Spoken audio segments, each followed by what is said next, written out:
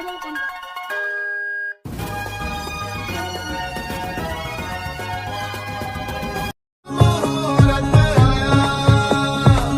रोजाना की जिंदगी में झूमने के बहाने मिले हैं।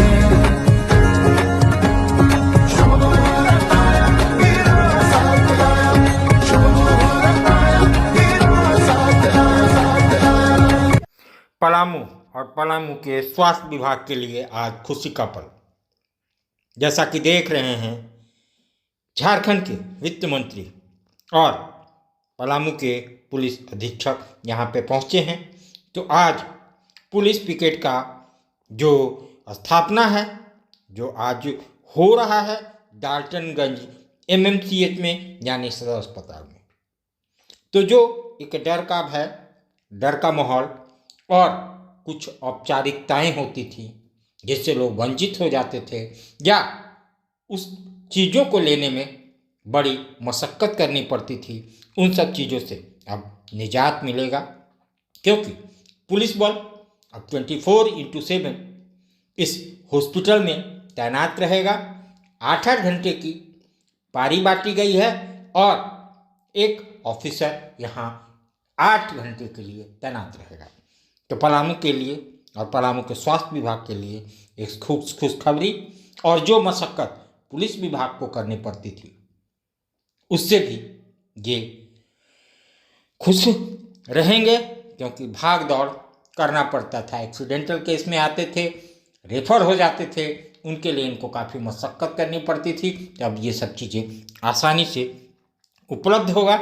और ये झारखंड के वित्त मंत्री राधा कृष्ण किशोर के कर कमलों के द्वारा उद्घाटन हुआ, जहां पलामू की पुलिस अधीक्षक रिश्मा रमेशन जी मौजूद रहीं और उन्होंने सबको धन्यवाद किया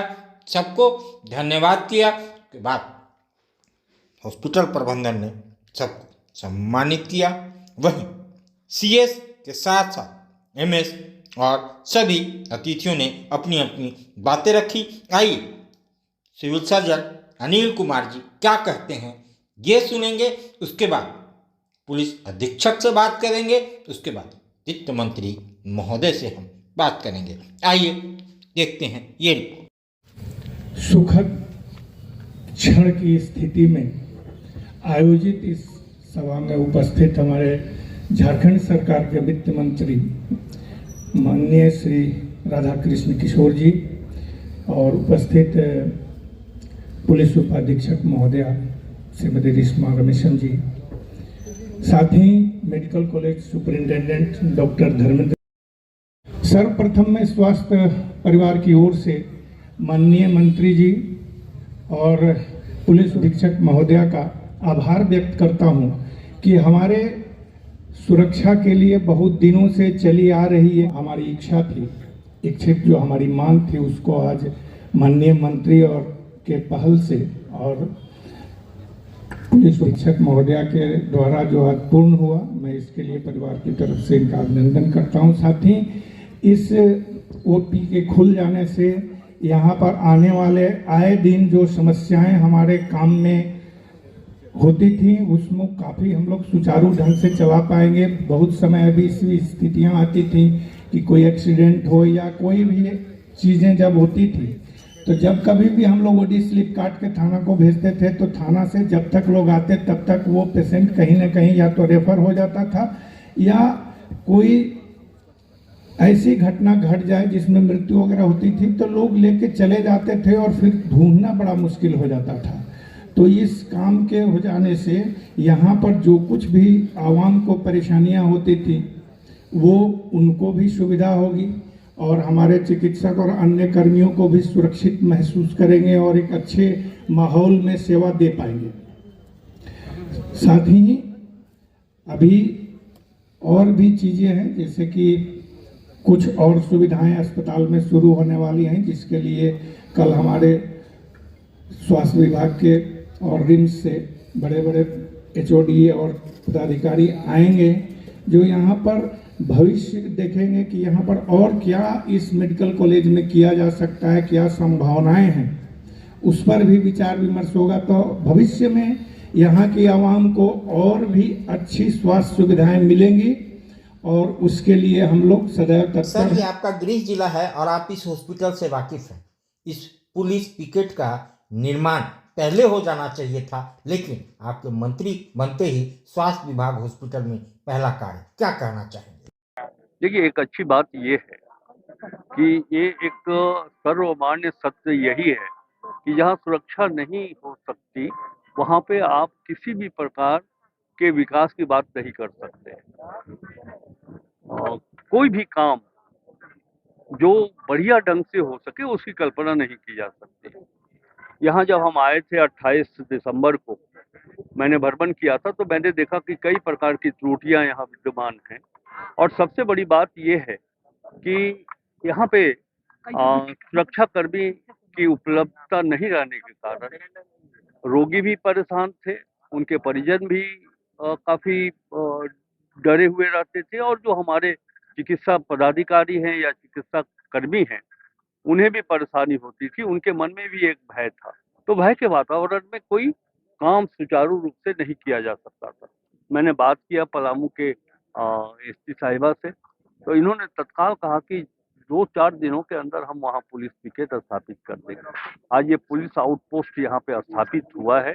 मैं पलामू की जनता की ओर से बधाई देना चाहूँगा अपने एसपी पलामू को, जो बहुत ही त्वरित कार्रवाई करते हुए आज पुलिस आउटपोस्ट की स्थापना इन्होंने किया। जैसा कि इन्होंने कहा कि जब तक ये मेडिकल कॉलेज अस्पताल यहाँ चलेगा तब तक ये यहाँ रहेंगे, जब वो शिफ्ट हो जाएगा अपने मूल भवन में तब यही सुरक्षा कर्मी वहाँ भी चले जाएंगे। बहुत अच्छी बात है, मुझे पूरा विश्वास है कि एक बेहतर वातावरण तैयार होगा जिससे कि मेडिकल कॉलेज अस्पताल में लोगों को चिकित्सा सुविधा उपलब्ध हो सकेगी और लोग भय मुक्त वातावरण में काम करेंगे। सर, आपकी पहल पर कल हेल्थ सेक्रेटरी आ रहे हैं, रिम्स के सारे एचओडी वगैरह आ रहे हैं सर। हाँ बिल्कुल, क्या कहेंगे कल सर? मेरी बातचीत हुई है उनसे प्रधान सचिव स्वास्थ्य श्री अजय कुमार सिंह जी से। वो कल यहाँ आएंगे और डॉक्टरों की एक टीम भी आएगी। विशेष स्पेशलिटी जो रखते हैं डिपार्टमेंट है, ऑन्कोलॉजी है, फिर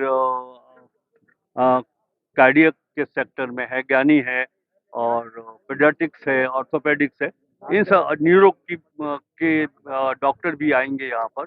और एक तो वो देखेंगे उस पक्ष को कि किस तरह से यहाँ हम सुपर स्पेशलिटी के डिपार्टमेंट को स्थापित कर सकते हैं। और दूसरी ओर मैंने उनका ध्यान इस ओर भी आकृष्ट किया है कि जो व्यवस्था है मेडिकल कॉलेज अस्पताल, उस व्यवस्था में जो भी त्रुटियां हैं उसको वो दूर करने के लिए जाकर देखें।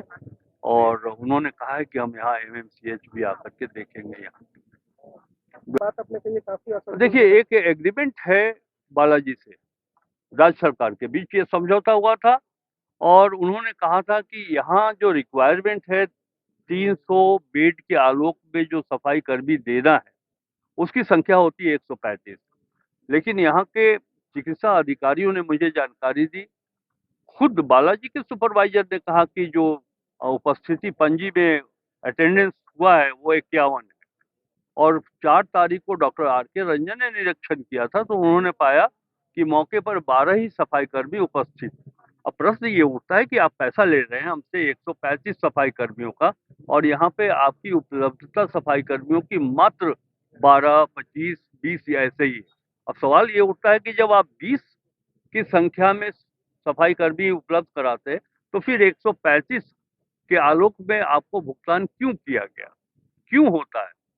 और मैं तो मानता हूँ, ये व्यक्तिगत हमारा मानना है कि ये तो इकोनॉमिकल ऑफेंस है, आर्थिक अपराध का मामला बनता है। और ये अगर सत्य है, ये जांच में ही पता चलेगा, ये अगर सत्य है तब तो ये अपने राज्य सरकार या अपने समझौता के साथ फॉर्जरी किया है। हेमंत सोरेन की सरकार इसे बर्दाश्त नहीं करेगी।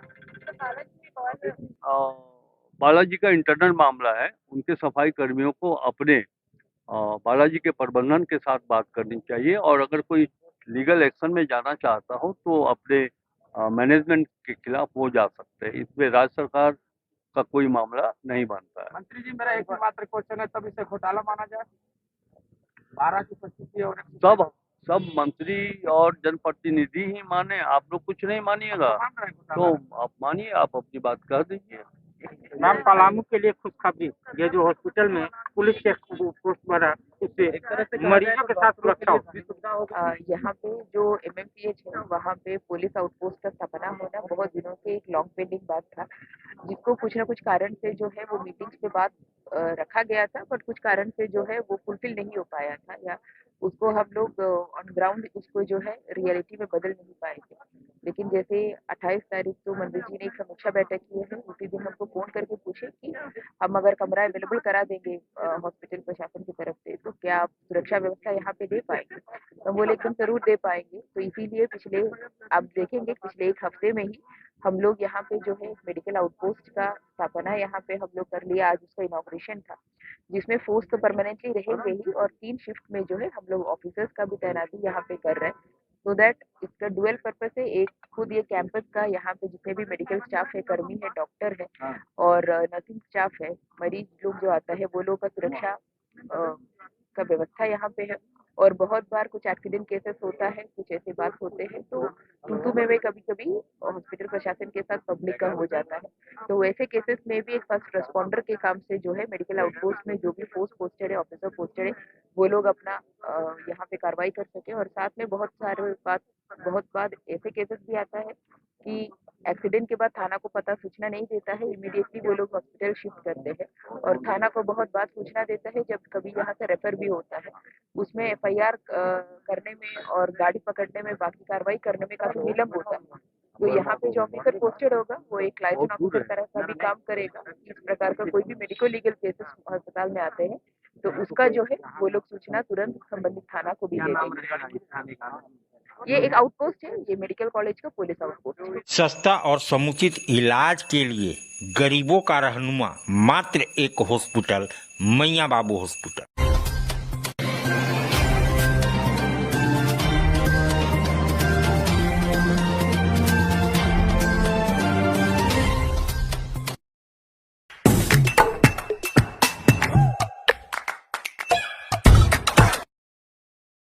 आज आप दिल्ली दरबार आए हैं। दिल्ली दरबार अपने आप में पूरे डाल्टनगंज को समेटने के लिए तैयार है, क्योंकि गांधी उद्यान पार्क में दिल्ली दरबार जब से आया है रौनक बढ़ गई है।